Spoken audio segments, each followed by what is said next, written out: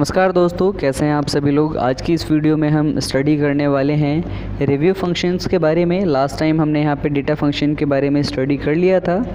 आज हम रिव्यू को स्टडी करते हैं। रिव्यू में सबसे पहला ऑप्शन यहाँ पे जो दिया हुआ है आपको लोग के लिए, सबसे पहला ऑप्शन है स्पेलिंग्स का।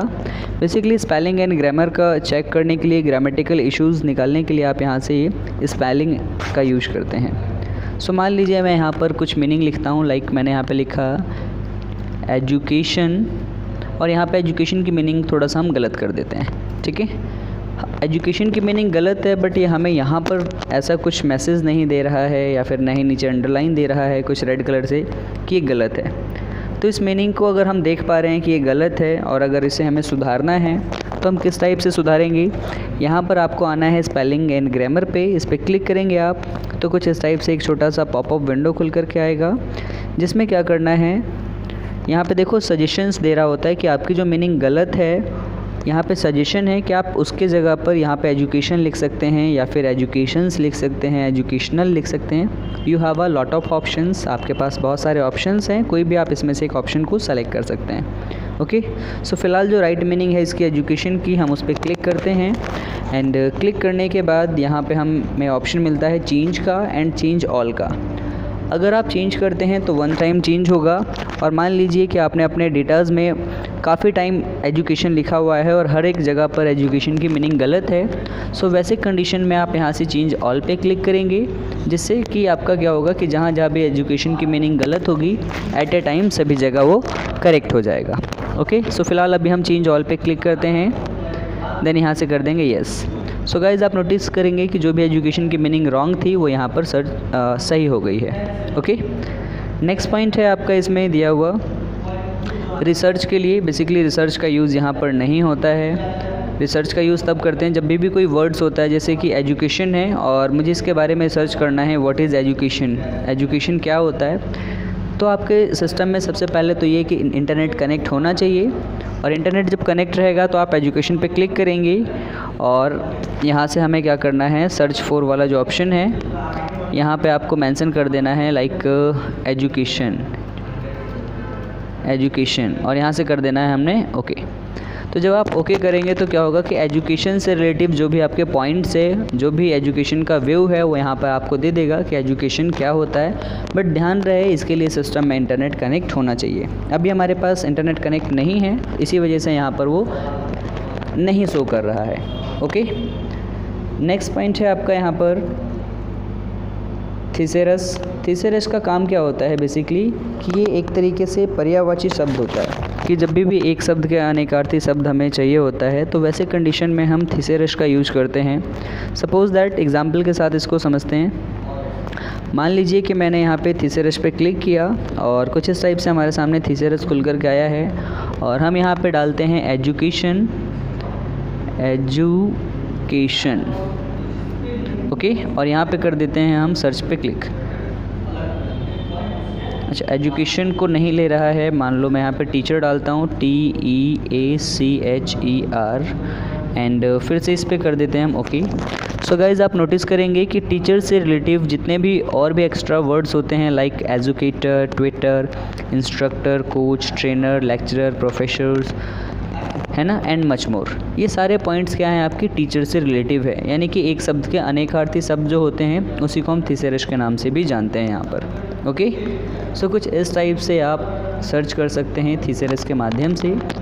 नेक्स्ट है आपका ट्रांसलेट। यहाँ पे ट्रांसलेट का मतलब है लैंग्वेज को ट्रांसलेट करने के पर्पज़ से यूज़ होता है। हालांकि इसका यूज़ नहीं है हमारे लिए, बिकॉज़ हम नॉर्मली यूएस के इंग्लिश को समझते हैं। यहाँ से आप लैंग्वेज को अलग अलग भाषाओं में ट्रांसलेट कर सकते हैं। ठीक है, सो गाइज़ आगे देखते हैं नेक्स्ट पॉइंट की तरफ। नेक्स्ट है आपका कमेंट। कमेंट का बहुत ही अच्छा यूज़ है। बेसिकली जब भी कोई कमेंट करना होता है, सो उस कंडीशन में हम कमेंट करते हैं। सपोज़ दैट कि अगर हम अटेंडेंस शीट बना रहे हैं और जब वहाँ पे चढ़ाते हैं प्रेजेंट अब्सेंट, ठीक है, और लीव। सो अगर मुझे कोई कमेंट करना हो कि मान लीजिए कोई व्यक्ति है जो कि आज अब्सेंट है, तो वो अब्सेंट क्यों रहा है, इसके पीछे कोई ना कोई तो रीज़न होगा। सो उस रीज़न को हम यहाँ पे मेंशन कर सकते हैं with the help of comment function. So हम इस कमेंट पे क्लिक करेंगे सो आप नोटिस करेंगे कुछ इस टाइप से कमेंट बॉक्स खुल करके आ जाएगा और जो भी आर्गूमेंट है उसका, जो भी ओपिनियन है बंदे का कि आज वो क्यों नहीं आया, उस यहाँ पे उसे मेंशन कर देना है। सो मान लीजिए मैं यहाँ पे एक मैसेज डाल देता हूँ, he is ill today, and यहाँ से हम ओके कर देंगे। ठीक है, तो कुछ इस टाइप से आप नोटिस करेंगे, देखो रेड कलर का पॉइंट आ गया है। जब भी आप अपना बस कर्सर पॉइंट यहाँ पर लेकर के आएंगे सो ऑटोमेटिक आपको कमेंट बॉक्स ओपन करके दिखा देगा कि आज एब्सेंट क्यों है, बिकॉज़ यहाँ पे मैसेज लिखा हुआ है वह बीमार है आज, इस वजह से एब्सेंट है। अब इस बंदे ने यहाँ पर लीव लिया है तो लीव लेने के पीछे कोई तो रीज़न होगा, तो जो भी रीज़न होता है आप यहाँ पे न्यू कमेंट पे क्लिक करेंगे और जो भी रीज़न होगा आप यहाँ पर इस टाइप से रीज़न को मेंशन कर देना है। Okay, so guys I hope कि आपको समझ में आ गया होगा कि कमेंट का यूज़ हम किस प्रकार से करते हैं। अगर मुझे इस पर भी कोई कमेंट करना है तो यहाँ पे क्लिक करेंगे हम एंड न्यू कमेंट पे क्लिक करेंगे, जो कमेंट होगा ऐसे कर कमेंट आप डाल देंगे। ओके, नेक्स्ट पॉइंट है आपका डिलीट फंक्शन। बेसिकली डिलीट का मतलब होता है कि जो भी कमेंट आप यहाँ लगा रहे हैं, जैसे इस पर हमने कमेंट लगाया, इस पर कमेंट लगाया, तो इस कमेंट्स को डिलीट करने के पर्पज़ से यूज किया जाता है।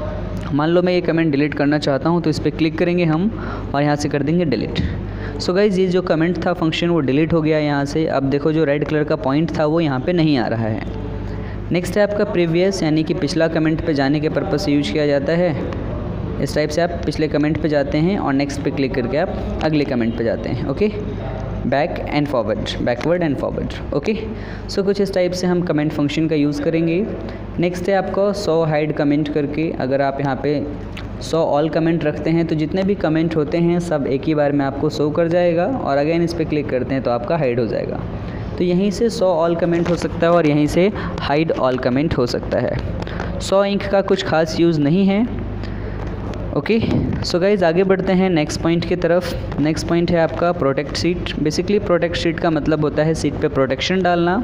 अगर आप अपने सीट पे प्रोटेक्शन डालना चाहते हैं, सपोज़ दैट आप अभी इस पे काम कर रहे हैं और काम करते करते कहीं आप सिस्टम को छोड़ करके थोड़ी देर के लिए चले जाते हैं, तो क्या होता है कि बेसिकली पीठ पीछे कोई भी आपके चेंजेस कर सकता है। मान लीजिए यहाँ पे जो वैल्यू लिखी हुई है 13,000 रुपये, यहाँ पे कोई चेंजेस कर सकता है। मान लीजिए मैंने यहाँ पे 14,000 कर दिया, 14,000 रुपये, तो कुछ इस टाइप से चेंज कर सकता है कोई भी आपके पीठ पीछे, बट आपको मालूम नहीं पड़ेगा।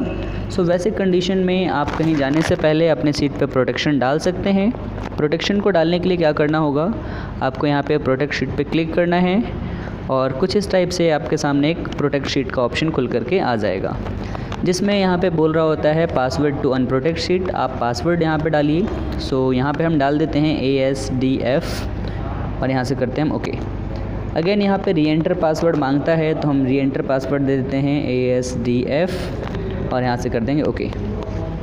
सो गाइज़ जो फाइनली है जो आपका सीट है वो प्रोटेक्शन लग चुका है। अब जब भी कोई आपके सीट में चेंजेस करने की कोशिश करता है, मान लीजिए मैं यहाँ पर 12,000 की जगह पे 15,000 करना चाहता हूँ, तो जब हम यहाँ पे कुछ चेंजेस करते हैं तो आप नोटिस करेंगे बोल रहा है कि द सेल और correct you are trying to change is on a protect seat. Basically आपका जो सीट है वो चेंज नहीं हो सकता है, इस पर प्रोटेक्शन लगा हुआ है। अगर हम यहाँ से भी बाहर से भी कोई डेटाज मेंशन करना चाहते हैं तो यहाँ भी हम उसमें कुछ पुट आउट नहीं कर सकते। ठीक है, यहाँ पे भी आप नोटिस करेंगे, देखो होम पेज है जो फाइनली जितने भी कंटेंट्स हैं वो सारे के सारे हाइड हो गए हैं। इंसर्ट पर हम आते हैं तो यहाँ पे भी जितने भी आपके पॉइंट थे वो भी सारे हाइड हो गए हैं। तो फाइनली इस पर प्रोटेक्शन लग चुका है। किसी भी तरीके से ना ही आप कोई चीज़ चेंजेस कर सकते हैं और ना ही आप इसका डेटाज को डिलीट कर सकते हैं। सो गाइज़ कुछ इस प्रकार से यूज किया जाता है अनप्रोटेक्ट शीट का। सो गाइज़ आज की वीडियो में बस इतना ही, मिलते हैं अब नेक्स्ट वीडियो में।